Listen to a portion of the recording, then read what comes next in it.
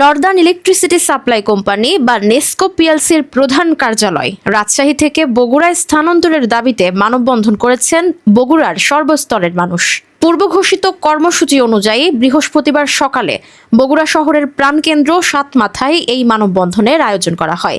এতে বিভিন্ন শ্রেণী পেশার শত শত নারী পুরুষ অংশ নেন। বিশেষ করে রাজশাহী এবং রংপুর, এটার মধ্যবর্তী স্থান হচ্ছে আমাদের বগুড়া।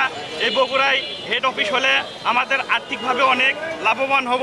বগুড়াতে যদি এটার হেড অফিস হয় তাহলে রাজশাহী এবং রংপুর দুটার দূরত্ব সমান হয়। সুতরাং মনিটরিং টিমের গতিশীলতা এবং প্রশাসনিক কাজের গতিশীলতা বৃদ্ধির জন্য বগুড়া হেড অফিস হওয়া অতীব জরুরি। বগুড়া এমন একটা জায়গা ভৌগোলিক অবস্থান করেছে যেটা এই উত্তরবঙ্গের একটি সর্ববৃহৎ মাঝখানের জায়গা। কারণ এখান থেকে রংপুর ডিভিশন বলেন, রাজশাহী ডিভিশন বলেন, সব জায়গার মাঝখান হলে উত্তরবঙ্গের এই বগুড়া মিডল পয়েন্ট হিসেবে। অতএব আমরা চাই রাজশাহীতে যে অফিসটা আছে হেড অফিস, সেটা এই রংপুর ডিভিশন এবং রাজশাহী ডিভিশনের এক জায়গায় পড়ে গেছে। অতএব বগুড়াতে অফিসটা আসা জরুরি প্রয়োজন। রংপুর এবং রাজশাহী সবেরই কেন্দ্রবিন্দু হবে বগুড়া। মানববন্ধনে বক্তারা বলেন, নেসকোর কার্যক্রম 16টি জেলায় বিস্তৃত হলেও প্রধান কার্যালয় রাজশাহীতে থাকায় দূরবর্তী জেলা দিনাজপুর, ঠাকুরগাঁও, পঞ্চগড় সহ উত্তরাঞ্চলের মানুষ এবং কর্মকর্তা কর্মচারীদের যাতায়াতে অতিরিক্ত সময় ও অর্থ ব্যয় হচ্ছে।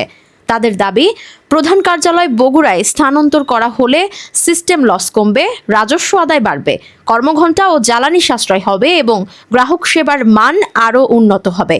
মোহাম্মদ আনোয়ার হোসেন, সহসভাপতি, নেসকো জাতীয়তাবাদী শ্রমিক কর্মচারী ইউনিয়ন B2233 কেন্দ্রীয় কমিটি। বক্তারা আরও জানান, বগুড়া সদরের বাংলাদেশ বিদ্যুৎ উন্নয়ন বোর্ডের পুরাতন ভবনে প্রধান কার্যালয় স্থানান্তর করলে নতুন করে অফিস ভাড়ার প্রয়োজন হবে না। এতে সরকারের অতিরিক্ত ব্যয়ও কমবে। এ সময় মানববন্ধন থেকে অভিযোগ করা হয়, জনস্বার্থের পরিবর্তে কিছু কর্মকর্তা কর্মচারী ব্যক্তিগত স্বার্থে প্রধান কার্যালয়ে স্থানান্তরের উদ্যোগে বাধা দিচ্ছেন। তবে এ অভিযোগের বিষয়ে সংশ্লিষ্টদের কোনো বক্তব্য তাৎক্ষণিকভাবে পাওয়া যায়নি।